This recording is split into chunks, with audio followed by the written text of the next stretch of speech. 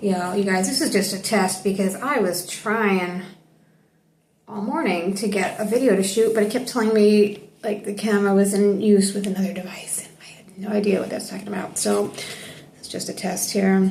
I'm gonna try to read Triumph, part 2, starting on line 19. It looks like, but I don't have my glasses on. Those who pledge loyalty to you, prophet, are actually pledging loyalty to God himself. God's hand is placed on theirs, and anyone who breaks the pledge does so to his own detriment. God will give great reward to the one who fulfills his pledge to him. The desert Arabs who stayed behind will say to you, "We were busy with our property and our families. Ask forgiveness for us." But they say with their tongues what is not in their hearts. Say, whether it is God's will to do you harm or good, who can intervene for you? No, God is fully aware of everything you do, everything you people do. No, you thought that the messenger and the believers would never return to their families, and that this thought warmed your hearts. Your thoughts are evil, for you are a corrupt people. We have prepared a blazing fire for those who do not believe in God and his messenger. Control of the heavens and earth belongs to God, and he forgives whoever he wills and punishes whoever he will. God is most forgiving and most merciful. When you believers set off for somewhere that promises a war gains, those who previously stayed behind will say, "Let us come with you." They want to change God's words, but tell them, prophet, you may not come with us. You may not come with us. God has said this before. They will reply, "You begrudge us out of jealousy." How little they understand. Tell the Arabs who stayed behind, you will be called to face a people of great might in war and to fight them unless they surrender.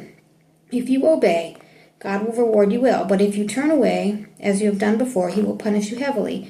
The blind, the lame, and the sick will not be blamed. God will admit anyone who obeys him and his messenger to gardens graced with flowing streams. He will painfully punish anyone who turns away. God was pleased with the believers when they swore allegiance to you, prophet, under the tree. He knew what was in their hearts, and so he sent tranquility down to them and rewarded them with speedy triumph and with many future gains. God has the power to decide. He has promised you people many future gains. He has hastened this gain for you. He has held back the hands of the hostile people from you as a sign. Through the faithful, he will guide you to a straight path. There are many other gains to come over which you have no power. God has full control over them. God has power over all things.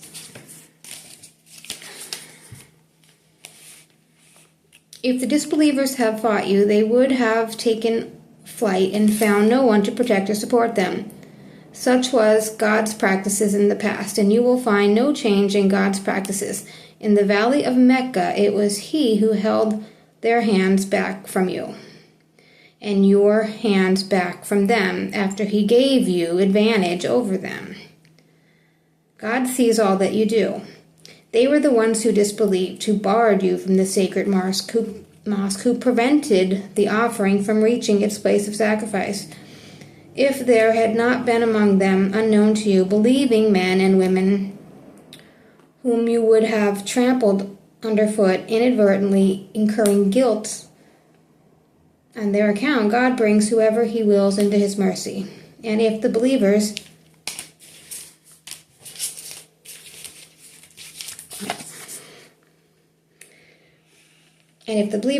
had been clearly separated, we would have inflicted a painful punishment on the disbelievers. While the disbelievers have stirred up fury in their hearts, the fury of the ignorance, God sent his tranquility down onto his messenger and the believers that made binding on them and their promise to obey God, for that was more appropriate and fitting for them. God has full knowledge of all things.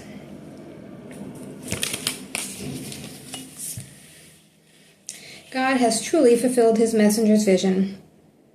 God willing, you will most certainly enter the sacred mosque in safety, shaven-headed or with cropped hair, without fear.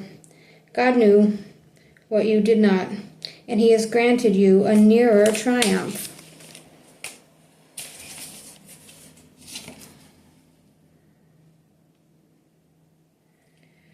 It was he who sent his messengers with guidance and the religion of truth to show that it is above all other religions. God suffices as a witness. Muhammad is the messenger of God. Those with him are firm against the disbelievers and tender towards each other. You see them kneeling and prostrating, seeking God's bounty and his good pleasures. On their faces they bear the marks of their prostrations. This is how they are pictured in the Torah and the Gospel, like the seed that puts forth its shoot, becomes strong, grows thick, and rises on its stem to the delight of the sowers. God infuriates the disbelievers through them. God promises forgiveness with a great reward to those who believe and do righteous deeds.